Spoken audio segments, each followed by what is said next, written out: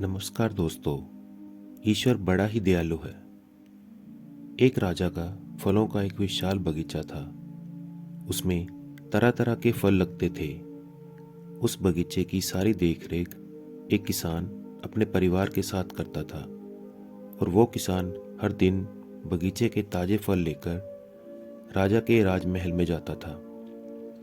एक दिन किसान ने पेड़ों पर देखा कि नारियल, अनार, अमरूद और अंगूर आदि पककर तैयार हो रहे हैं। फिर वो किसान सोचने लगा कि आज कौन सा फल राजा को अर्पित करूं, और उसे लगा कि आज राजा को अंगूर अर्पित करने चाहिए क्योंकि वो बिल्कुल पककर तैयार हैं। फिर उसने अंगूरों की टोकरी भर ली और राजा को देने चल पड़ा।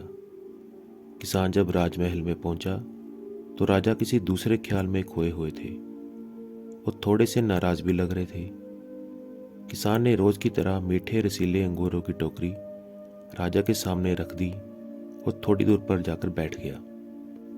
अब राजा उन्हीं ख्यालों में टोकरी में से अंगूर उठाता, एक खाता और एक खींचकर किसान के माथे पर निशाना साधकर फेंक देता। राजा का अंगूर जब भी किसान के माथे या शरीर पर लगता था तो किसान कहता कि ईश्वर बड़ा ही दयालु है। राजा फिर और जोर से अंगूर फेंकते थे और किसान फिर वही कहता कि ईश्वर बड़ा ही दयालु है।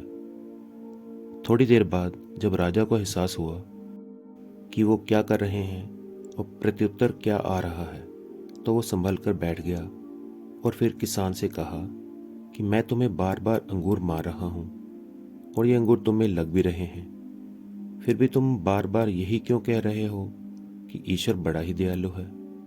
किसान बड़ी ही नम्रता से बोला, राजा जी, बाग में आज नारियल, अनार, अमरूद और अंगूर आदि फल तैयार थे, पर मुझे भान हुआ कि क्यों ना मैं आज आपके लिए अंगूर ले चलूं।